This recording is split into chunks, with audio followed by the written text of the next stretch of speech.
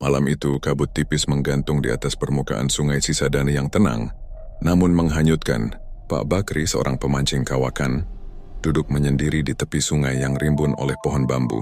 Baginya, memancing bukan sekadar hobi, melainkan pelarian dari sunyinya rumah setelah istrinya berpulang.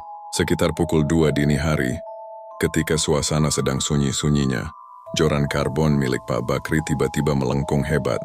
Tarikannya tidak seperti ikan patin atau lele pada umumnya. Beratnya terasa mati, seolah ia sedang menarik sebongkah batu besar dari dasar sungai.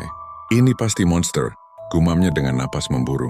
Setelah pergulatan selama hampir setengah jam, sosok itu akhirnya muncul ke permukaan. Di bawah sinar senter kepala yang redup, Pak Bakri terkesiap.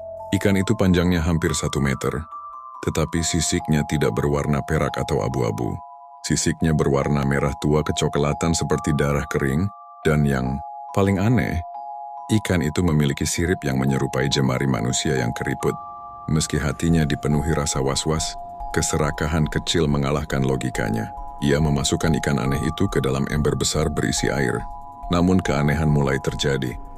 Dari dalam ember terdengar suara seperti orang yang sedang berkumur atau berbisik lirih.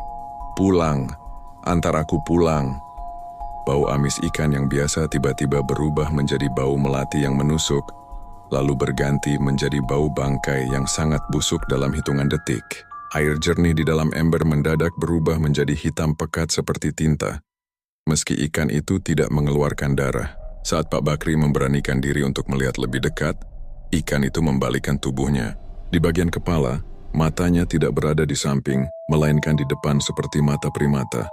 Mata itu berwarna kuning pucat dengan pupil yang mengecil saat terkena cahaya senter. Ikan itu tidak meronta. Ia hanya diam menatap Pak Bakri dengan tatapan yang sangat melankolis sekaligus mengancam. Tiba-tiba, dari arah rumpun bambu di seberang sungai, terdengar suara tawa melengking yang sahut menyahut dengan suara tangisan bayi. Pak Bakri sadar, ia tidak sedang memancing ikan biasa. Ia baru saja menculik sesuatu yang menjadi bagian dari penghuni tak kasat mata Cisadane. Tanpa pikir panjang, Pak Bakri menumpahkan isi embernya kembali ke sungai. Begitu ikan itu menyentuh air, permukaan sungai yang tadinya tenang mendadak bergolak hebat.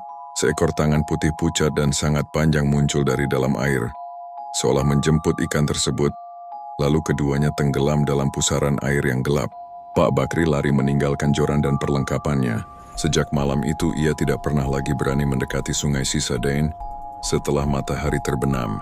Konon, setiap kali ia melewati jembatan sungai itu, ia selalu merasa ada sepasang mata kuning yang mengawasinya dari balik riak air.